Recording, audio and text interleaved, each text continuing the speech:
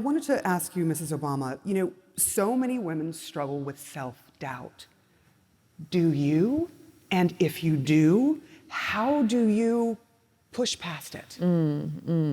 I talk about this all the time, especially with the young girls I meet, because they look at people like us in these positions and they think, well, you must have been born into that place, which is one of the reasons why when I meet with young girls, I don't care where in the world it is, I don't want them to know Michelle Obama, the former First Lady. I want them to know Michelle Obama, that girl from the South Side of Chicago.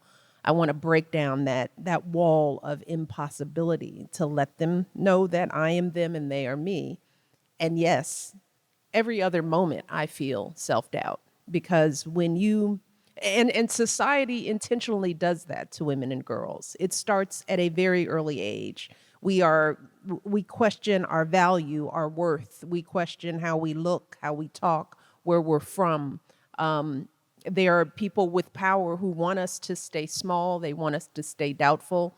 And so our cultures reinforce that. So the one thing I want young girls to understand is that those feelings are real. They are not crazy. They are indoctrinated in us all, and we carry them around with us our entire lives. And I don't care how far you go, whether you go to the White House, you are constantly batting away those negative messages of being not enough. And yes, I deal with that too. And I don't want young women, young girls to get ahead of themselves to think that they have to fix it all now. In order to break these cycles of negativity, you got to get up every day and do the work right before you. That means getting your education when the opportunity presents itself, and then focusing on that, doing the work, doing your homework, getting to the next stage in life. Because if you take those small steps over time, you build up a lifetime of another story for yourself. No one can do that for you. You have to look over your life, and we as women sometimes feel like we have to have done everything right before we can take credit for the things that we have done. But there is power in what we do every day. And I have to remind myself of that every single moment. But now that I'm older, I can now look back and say, yeah, I am worthy. I have value. But it's not because I'm sitting here. I had that value when I was 3, when I was 5, when I was 7, when I was 12. And for the young girls out there, you have it now. You just have to take the time to realize it and be patient with yourself as you do it, because the process takes a lifetime. Takes a lifetime. I am tripping right now that you just said that you deal with self-doubt all the time. Like, somehow that didn't seem to Right me. in the back, right back there. Me too. Right back there. I was like, don't trip, don't fall. The same things. Amal and I were like, what are you wearing? Is this color right? Will this be stupid? I'm really honored to be doing this work with you, and also, what are you wearing? So what do you do, Amal, when self-doubt attacks you? Because that's what it feels like, right? It kind of feels like an attack. I don't know. I mean, I think I get supercharged by the people I love and just having an amazing family and friendships, and now 2 kids who are kind of looking up at you, expecting you to have all the answers. And it's put a fine point on why we're doing all of this, and I think it's, I imagine them kind of, they're only 5, so they're not quite on top of current affairs yet. But in a few years... I actually don't believe that. I bet you they know more than most people. Well, actually, my son drew a picture the other day of a prison, and he was like, Putin should be in here. And I was like, oh my goodness. Maybe I went a little too far on that one. I don't know what he overheard, but I am working on Ukraine still. But I do think about in a few years when, maybe 5 or more, when they sort of start to learn about some of these issues that we're talking about and what's happening in the world, and when they ask us, what did you do about this? What did you say about that? What will my answer be? And I hope it will be a good one. I think it's important to tell all girls that you can be whatever you want to be. You can be a mom and a working mom, or a working woman and not a mom, or a mom and stay home. Like, all of these choices are okay. And guess what? You can also get it wrong with your kids. So same thing, my daughter was 5, my oldest, and she told her doll to lay down because it had HIV/AIDS and she needed to take care of it. And I thought, oh my God, I've gone way too far on my work. No prison drawings? No. I have one question that I'd like you all to answer because I thought this was a brilliant idea. So the Girls Opportunity Alliance asked girls to write to their 25-year-old self. And since we are so young, I'm going to ask you to reverse that. What would you, and I'll start here with you, Melinda, what would you tell your 25-year-old self now that you've lived a life? I would say life is even more beautiful ahead than you realize. And I would say to my 25-year-old self, you knew in high school who you were.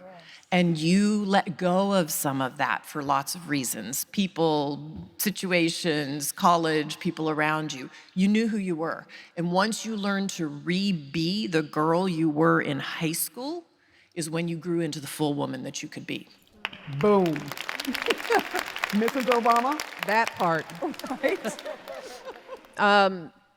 Just simply put, I would tell myself, you are good enough. You are valued. You are worthy. Your story matters. Your voice matters. You will do the great things that you know you can do. There was something that struck a chord. It's like we all knew who we were when we were little.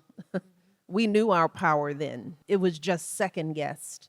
So I would tell myself, follow that instinct, that pay attention to that flame in you because it is real. And keep it fueled, and don't let anybody try to blow it out because you're going to need it. Wanjiru? You know, it's so inspiring to hear Mrs. Obama and Melinda Gates, share about what they would tell themselves when they're 25 years old. I think the best thing I would say is if there's something good that someone can be able to invest on and has the best interest in this world is knowledge. Let's keep on encouraging our girls. Keep on doing it. Keep on believing yourself. Keep on, you're getting there. Keep on. Let's get her there. Love that, Lindsay. Amal? What they said. I know. It's hard being last on this one. You know, I would say define failure as not trying, because actually going for things and falling flat on your face is fine. It's a learning experience. It makes you stronger. But if you don't try and if you don't actually follow your dreams or even admit what they are and go for it, it's something that will stay with you. So the idea is go for it, get there, and get others there. Because you do work all around the world, where in the world are you most concerned about what is happening to girls and women right now? Everywhere.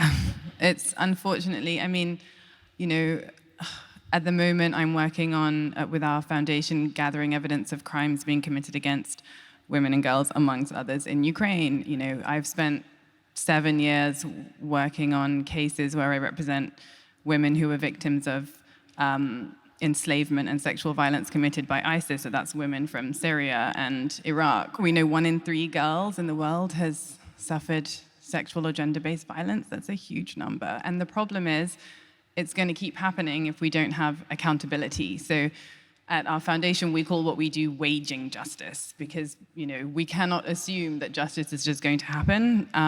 You have to actually fight for it. You have to make it happen. And, you know, you can't even assume that things are going to move in the right direction. We're seeing backsliding. You know, ask a girl in Afghanistan, where the clocks have turned back 20 years on her rights. Set against that, I do also see through my work the bravest people in the world being women and young girls who sometimes have suffered the worst crimes, you know, genocide and sexual enslavement. And they are the ones fighting back, fighting for justice. And I have to say, you know, today watching on our screens what's happening in Iran with girls who've suffered, you know, the worst brutality, but a protest movement and, you know, being led by girls in school uniform who are facing off against a regime that is using force to torture and kill, and they're still determined, because if they're not the ones on the front lines. They can't rely on others for change. And I think that's incredible. And I think it also gives us perspective. If girls like that can risk everything to, just be free to show their hair and have just basic freedoms, then we can all do more, from where we're sitting. And so I find that really inspiring.